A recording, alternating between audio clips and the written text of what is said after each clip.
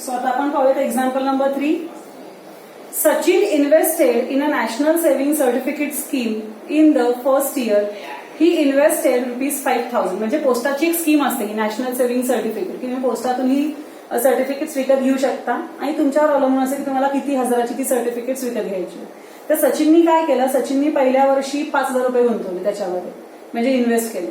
दुसऱ्या वर्षी second year त्याने 7,000 इन्व्हेस्ट केले. त्याच्या नेक्स्ट इयर त्याने 9,000 इन्व्हेस्ट केले. असं तो करत राहिला. Okay, so find the total amount that he invested in 12 years. मग त्यांनी 12 वर्षामध्ये किती गुंतवले.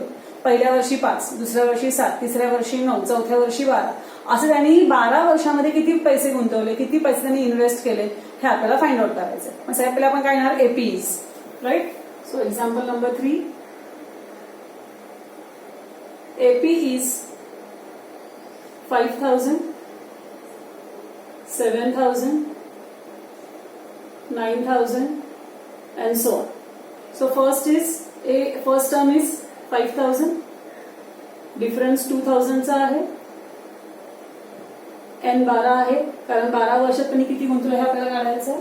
So we are suppose to find out SN is equal to n/2 into bracket 2a plus n-1 into d. So S12 is equal to 12/2 into bracket 2 into bracket a ची value 5,000 plus 12-1 into d ची value किती आहे 2,000. Okay, so S12 is equal to 6 into bracket 10,000 plus 12तून 1 गेले 11 into 2,000. So S12 is equal to 6 into bracket 10,000 plus 22,000. So S12 is equal to 6 into bracket 32,000. आणि मग आता हा गुणाकार करायचा आपल्याला. S12 is equal to हे 3 शून्य लिहून टाका सरळ. 6 दुणे 12, हातचा गेला 1, 6 त्रिक 18 आणि 1 19, किती आले 1,92,000. हे युनिट मॅग्नेट झाले. म्हणजे देअरफोर नाव आहे Sachin invested ₹1,92,000 in national saving certificate scheme in 12 years. म्हणजे 12 वर्षात त्याने किती गुंतवले नॅशनल सेव्हिंग सर्टिफिकेट्स मध्ये, ₹1,92,000 त्याने गुंतवले. हे होतं example number 3. Now let us see the example number 4. Example number 4 इथे होईल आपलं. Example number 4, there is an auditorium, म्हणजे एक सभागृह आहे, हॉल एक. Okay, with 27 rows of seats. त्यामध्ये खुर्च्यांच्या रांगा आहेत. किती रांगा आहेत, 27 रांगा आहेत. There are 20 seats in the first row. पहिल्या रांगेमध्ये 20 खुर्च्या आहेत. सेकंड रो 22 खुर्च्या आहेत. थर्ड रो 24 खुर्च्या आहेत. अशा याप्रमाणे. Find the number of seats in the 15th row. तर 15व्या रांगेमध्ये किती खुर्च्या असतील. And also find how many total seats are there in that auditorium. आणि त्या पूर्ण सभागृहामध्ये एकूण किती खुर्च्या आहेत हे पण आपल्याला काढायचंय.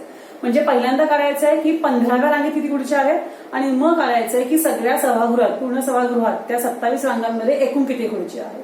म्हणजे पहिले TNचा फॉर्म्युला वापरावा लागेल, नंतर SNचा. ओके, सो पहिले आपण एपी लिहूया. एपी इज बघा 20 पासून सुरुवात आहे. 20, 22, 24 अँड सो ऑन. ओके, आपल्याला ए माहिती आहे, ए इज 20, डिफरन्स इज 2. एन आपल्याला एकदा 15 घ्यायचा आहे, एकदा 27 घ्यायचा आहे. T15 काढायचा आहे आणि S27 काढायचा आहे. आपल्याला दोन गोष्टी करायच्या आहेत, T15 आणि S27. ह्या दोन गोष्टी आपल्याला फाइंड आउट करायच्या. मग आधी आपण T15 काढूया. TNचा formula, TN is equal to A plus n-1 into D. मग TN म्हणजेच T15 is equal to 20 plus 15-1 into 2, 20 plus 14 into 2, 20 plus 24 that equals to 44. म्हणजे ती जी काय 15वी रांग आहे तिच्यामध्ये किती खुर्च्या आल्या, 44 खुर्च्या आल्या. आता पूर्ण सभागृहामध्ये किती खुर्च्या म्हणजे SN Sn is equal to n upon 2 into bracket 2a plus n minus 1 into d. So S27 is equal to 27 upon 2 into bracket 2 into 20 plus 27 minus 1 into d ची व्हॅल्यू काय आहे? d ची व्हॅल्यू आहे 2. Bracket complete. So S27 is equal to 27 upon 2 into bracket 20 दुने 40 होतात plus 26 into 2. So S27 is equal to 27 upon 2 into 40 plus 26 दुने 52 होतात. So S27 is equal to 27 upon 2 into 92. आपण भाग लावूया तिकडे. बे एक बे, बेचोक 8, बेसक 12. So S27 is equal to 27 into 46. म्हणजे S27 is equal to आपल्याला गुणाकार करावा लागेल. 46 गुणिले 27, 7 सकून 42, 7 गेले 4, 7 28 आणि 4 32. 6 दुने 12, हातचा गेला 1, 4 दुने 8 आणि 1 9, 2 4 9 3 12. म्हणजे त्या ऑडिटोरियम मध्ये, त्या सभागृहामध्ये एकूण 1242 खुर्च्या आहेत.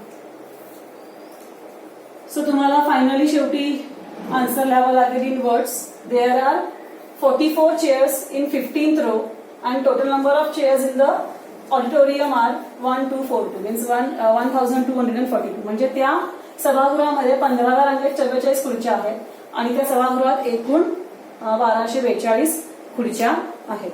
आता आपण 6th एक्झाम्पल, शेवटचं एक्झाम्पल पाहूया.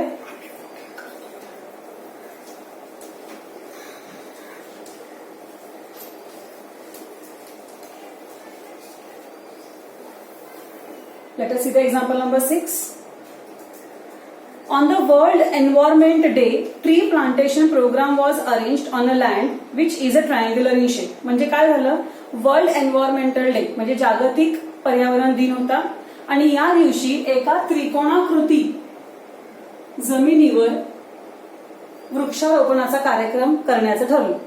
ठीक आहे. मग काय केलं की झाडं जी लावली की नाही ती कशी लावली बघा. Tree are planted such that in the first row there is one tree, in the second row there are 2 trees, in the third row there are 3 trees and so on.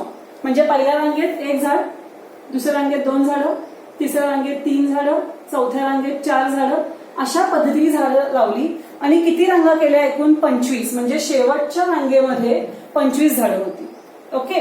तर आपल्याला एकूण किती झाडं लावली पहिल्या रांगेपासून 25व्या रांगेपर्यंत, एकूण किती झाडं लावली हे काढायचं. मग आपण काय करणार? So A is equal to 1 म्हणजे पहिल्या रांगेमध्ये, सॉरी आपण पहिले एपी लिहूया. AP is 1 2 3 4 so on up to 25. कारण पहिल्या रांगेत 1, दुसऱ्या रांगेत 2, तिसऱ्या रांगेत 3, चौथ्या रांगेत 4, पाचव्या रांगेत 5 याप्रमाणे आपण हे घेतले आणि 25च रांगेत म्हणजे शेवटच्या रांगेमध्ये 25च. बरोबर आहे. मग A is equal to 1, D is equal to 1, N is equal to 25. आपल्याला करायचा S25 म्हणजे टोटल किती झाडं लावली पहिल्या रांगेपासून 25व्या रांगेपर्यंत. मग SN is equal to n upon 2 into bracket 2a plus n minus 1 into d. मग S25 is equal to 25 upon 2 into bracket 2 into 1 plus 25 minus 1 into d ची व्हॅल्यू पण 1. मग S25 is equal to 25 upon 2 bake बे plus 24 मधून 1 गेला, sorry 25 मधून 1 गेला 24, 24 एके 24. मग 25 upon 2 into 26. मग बेक बे बेत्रिक 6.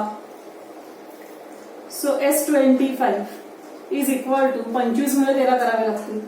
25 into 13 गुणाकार करूया. 13 पाची 65, हातचे गेले 6, 13 दुने 26, 26 आणि 6 32. म्हणजे त्या दिवशी त्या त्रिकोणाकृती जमिनीवरती किती झाडं लावली? तर 325 झाडं लावली. Therefore total 325 trees were planted. म्हणजे त्या दिवशी त्या त्रिकोणाकृती जमिनीवरती 325 झाडं लावण्यात आली. सो अशा प्रकारे आपण प्रॅक्टिस सेट 3.4 पण पूर्ण केलेला आहे.